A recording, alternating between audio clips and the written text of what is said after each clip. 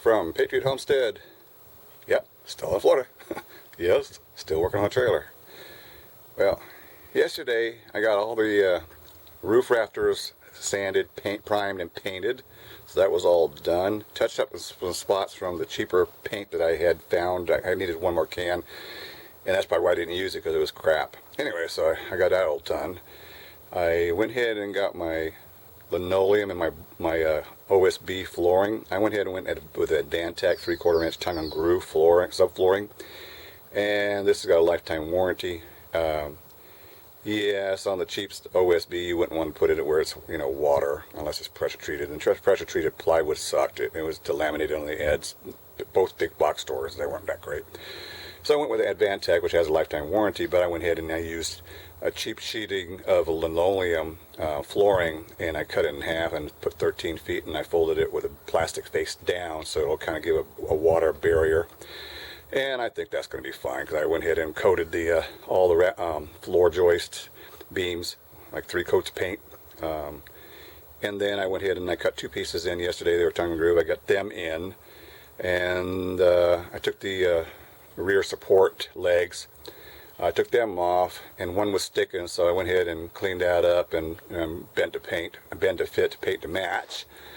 And I got that done, mounted with new bolts, so they're all sliding like they're supposed to. There's one that has a spring that's missing, but it still locks in place. So I got that done, and so today, what I'm going to be trying to do is to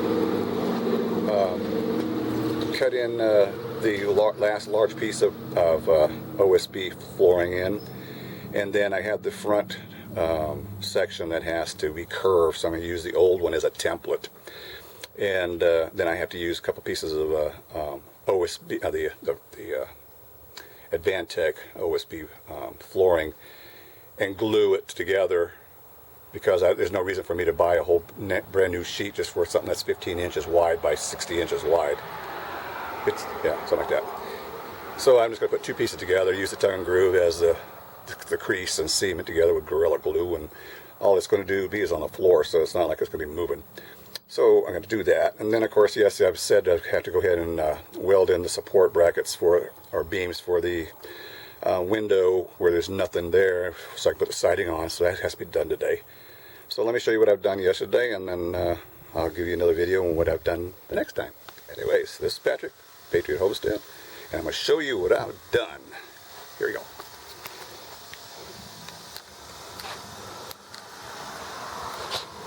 So you see on the bottom, there's the right support brace. That's all been cleaned up and painted and primed and painted. And then you got the other side, hoping this comes out, and it supports the back. I went ahead and got the Advantech. Yes, upside down it says lifetime limited warranty. This stuff is great. I went ahead and cut 2 pieces, and they're put in, so that's 8 feet inside the trailer. That's no problem. I can walk on. It's so nice to be able to walk on wood again instead of all the beams, and it's sturdy. So then I did the top ribs, so they're all primed and painted. I got everything else. I got a little scratch right there from the paint OSB Advantech sliding down. I knew that was going to happen because I wanted a tight fit. I got some more there, so I'll just touch it up with some black paint. There's the linoleum I have. It's cheap, okay? 5 something a linear foot at 12 feet long, and I went ahead and just got 13.5 feet so I can have some extra. As you see, it's overlapping a little bit. It's a snug fit. The next one I can't do the same measurement. I had to cut off a 1/4 to 1/3 inch so I can get it in here. As you can see here, that's the front piece right there, the nose one.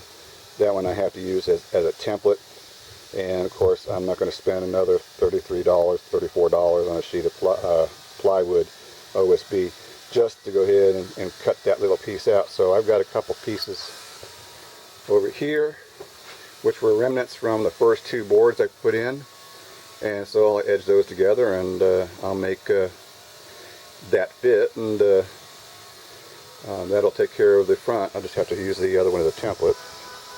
I got the wires around for the brakes for either side. You can't see it from here, I guess. That has to be done so I can install the brakes hopefully tomorrow. And I painted everything. And you can see some blue. That's the extra painting on some places where I felt it needed really bad. But everything's been painted.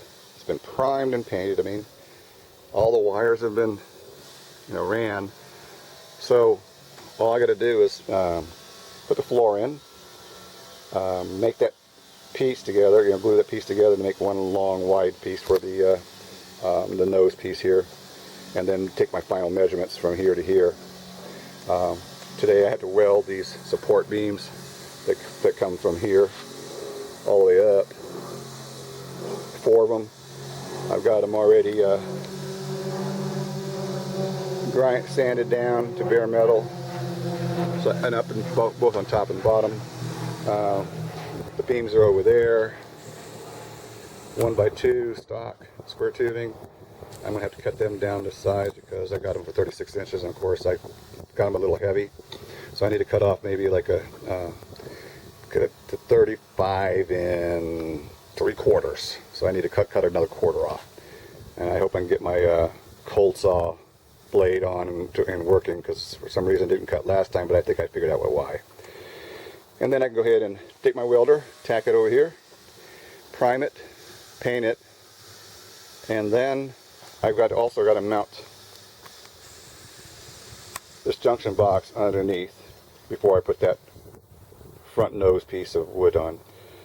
And then I got some wire loom to go around the wire that are coming out of the grommet on the side, 2x4 square tubing that goes the length of the trailer on that side. And so this way it'll protect it. Anyways, it's coming along.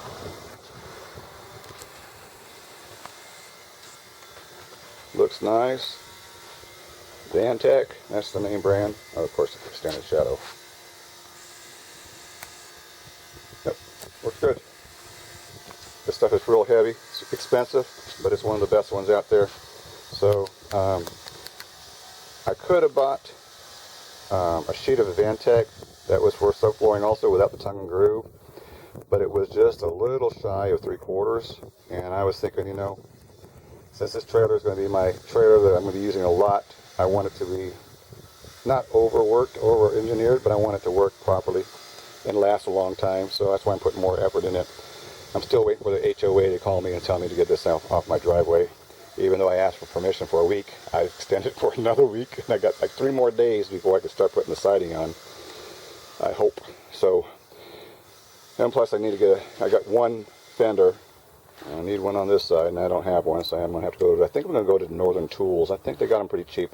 I think it's like $49 for the Jeep style diamond plate. And that's exactly what I want. So then I can put them on and it'll look better, and then put the lights on the fenders. Anyways, I'm rambling on. This is Patriot Homestead, working on the trailer. Burned out concession stand here in South Florida. Anyways, it looks like maybe some rain coming this way. Hopefully I can get this stuff done. And then I'll show you what I'm doing later on today. Hopefully I can take some more pictures and get another video out and show you what I've got done. It'd be nice to be able to start doing this the siding. I've also got just one more thing. On top of this beam, they call it the spine of the trailer, it looks like everybody has a piece of glue on that goes on there to help support the curve up there, and it helps prevent it from rattling so bad. So I got a piece of glue on them, I cut them down the middle and put it up here also, so it'll protect the gap between the wood and the framing. I mean, between the siding and the framing. It supports it up there. So anyways, this is where I'm at. This is Patriot Homestead, here in South Florida, doing the trailer. And I'll get back with you with another video. Y'all have a good day, and God bless. Bye now.